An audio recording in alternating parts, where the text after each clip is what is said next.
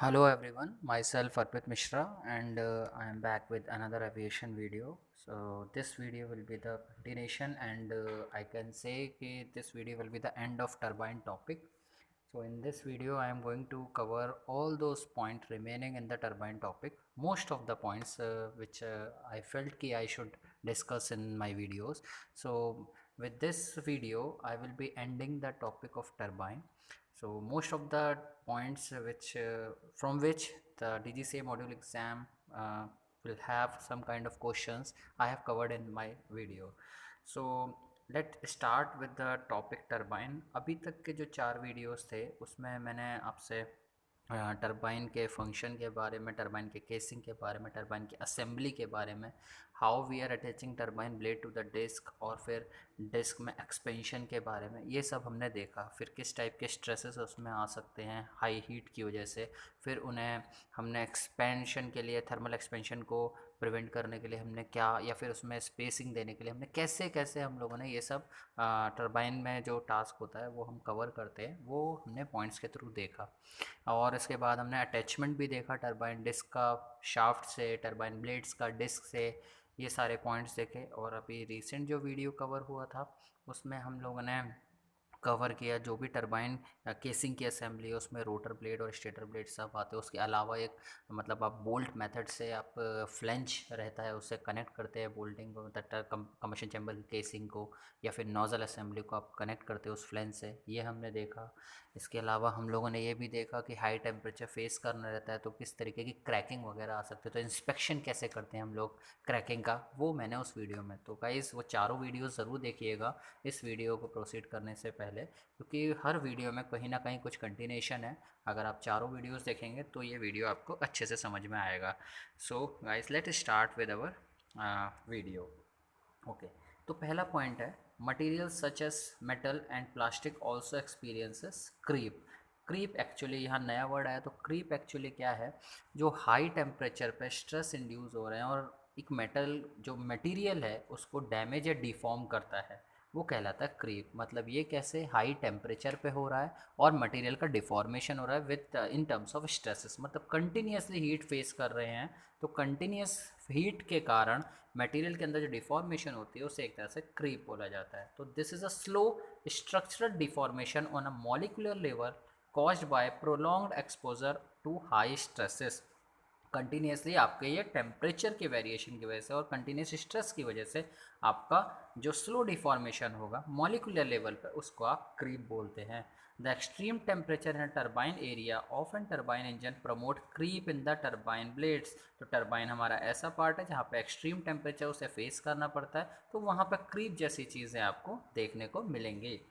Creep increases with temperature, जैसे जैसे temperature बढ़ता है क्रीप भी बढ़ता है, and can result in observable dimensional change to the blade. तो हम इस स्लाइड में देख सकते हैं, हम बात कर रहे हैं क्रीप की, जो मेटल और प्लास्टिक में देख सकते हैं हम। वो ये होता क्या है, स्लो डिफॉर्मेशन होता है, किसके कारण, हाई टेम्परेचर, जैसे जैसे टेम्परेचर बढ़ेगा उसके कारण ये क्रीप भी बढ़ता जाएगा।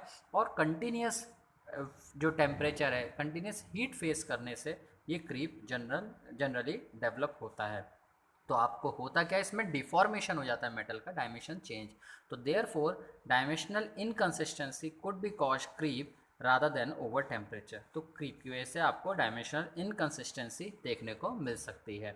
Blade should be inspected and measured in accordance with the manufacture instruction. Very clear कि ब्लेड का इंस्पेक्शन और मेजरमेंट हम लोग मैन्युफैक्चर इंस्ट्रक्शन के दौरान और उनके हिसाब से ही करेंगे।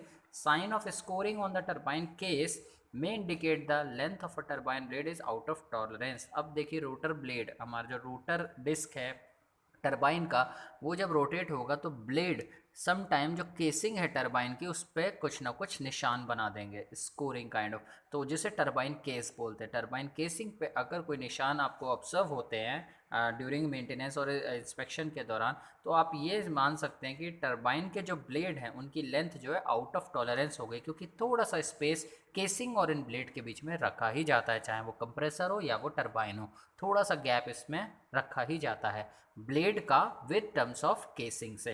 तो यहाँ पे अगर आपको स्कोरिंग दिखती है या कोई निशान दिखता है, इसका मतलब यही है कि जो हमारी लेंथ ऑफ अ ब्लेड है वो टॉलरेंस के बाहर है। Adhere to the manufacturer specification when observing and measuring blade deformation. तो आपको मैन्युफैक्चर के स्पेसिफिकेशन के हिसाब से ही देखना है और ऑब्जर्व करना है और मेज़र करना है डिफॉर्मेशन किस टाइप का और कितना है। Replace any damage turbine blade as specified. अगर आपको ऐसा लगता है कि ब्लेड डैमेज हो चुका है तो उसे रिप्लेस ही करना चाहिए, एज स्पेसिफाइड मेंशन होना चाहिए मैनुअल के अंदर। Check the individual blade for stretch and turbine disc for hardness and stretch. तो ब्लेड को भी आपको स्ट्रेच का चेक करना है कि स्ट्रेच हुआ है क्या ब्लेड में, बिकॉज कंटिन्यूसली हीट आ रही है। और फिर आपको टर्बाइन डिस्क, डिस्क के ऊपर ही आपने रोटर ब्लेड को अटैच करके रखा होता है, तभी वो टर्बाइन व्हील बनता है। तो डिस्क में भी अगर आपको जो चेक करना होता है, डिस्क की भी हार्डनेस और स्ट्रेच का चेक करना पड़ेगा। Blades removed for detail inspection और for a check of turbine disc stretch must be reinstalled in the same slot from which they were remove. तो देखिए ये इंपॉर्टेंट पॉइंट है। ड्यूरिंग प्रैक्टिकल और during maintenance आप क्या कर रहे हैं, जब आप टरबाइन डिस्क से आप ब्लेड रिमूव कर रहे हैं तो आप उस पर नंबरिंग दे के रखेंगे। नंबरिंग देने से क्या होगा, आप उस स्लॉट में जहाँ से निकाला है ब्लेड उसी स्लॉट में वो ब्लेड आपको प्लेस करना है, दैट इज़ मस्ट। तो आप इससे अलग नहीं कर सकते, क्योंकि ये फिर आपको प्रॉपरली, क्योंकि हमने जब मैन्युफैक्चरर ने जो ब्लेड को डिज़ाइन किया होता है उसे प्रॉपर एंगल पे किया होता है, you can not change that angle. तो इसलिए आप ब्लेड जहाँ से निकालें, ये पहला रूल है कि आपको जहाँ से निकालें नंबरिंग दे के रखें और नंबरिंग के हिसाब से आप उस ब्लेड को वापस से अरेंज करें। तो blade remove for detail inspection और for a check of turbine disc stretch must be reinstalled in a same slot from which they were removed. ये हुआ रूल। दूसरा बोलता है number of blade prior to, number the blade prior to removal. Removal से पहले ही आप उसे मतलब आप उसे नंबरिंग दे के रखेंगे। तो गाइस यहाँ पे इन सारे पॉइंट के साथ मैं इस टर्बाइन टॉपिक को एंड करता हूँ। I hope you guys will have a better understanding of all the points which I have covered in turbine topic.